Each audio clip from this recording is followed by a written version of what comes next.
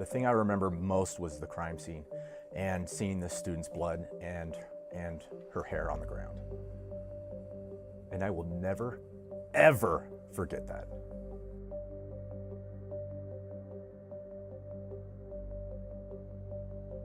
We're sitting in the office and one of the individuals from investigations came down and started yelling, "We've got an active shooter." So I grabbed all my equipment, ran out the door, jumped into a car.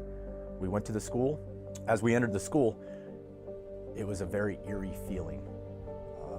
There was silence.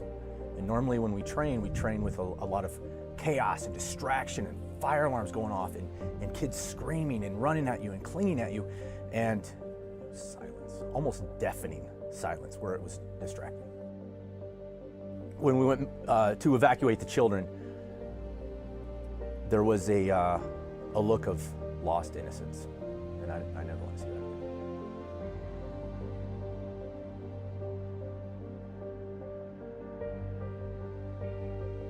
that. Law enforcement has a response time, and even with the school resource officer in the school, when I responded, one child lost their life. If you look at a rural area, law enforcement could be 45 minutes away. And even with an officer in the school, we lost one, and that's way too many. I decided to get involved with training armed school staff, especially through FASTER, from law enforcement. In my law enforcement career on calls for service, I've never forgotten a child victim, and I don't want to see any more child victims. FASTER is a training program for armed school staff.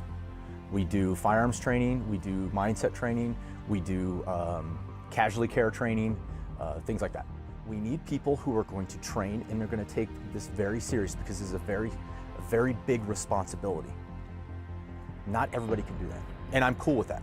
Not everybody should do that, but those who have the ability, who have the mindset to do that, when they stand up against that evil will notice. And people will stop attacking our children because an armed society is a polite society. And when our school teachers, when our staff stand up and say, we are not going to take this anymore, we are not going to allow our children to lose their innocence in a place where they are there to learn, that's going to be a dynamic change in this country.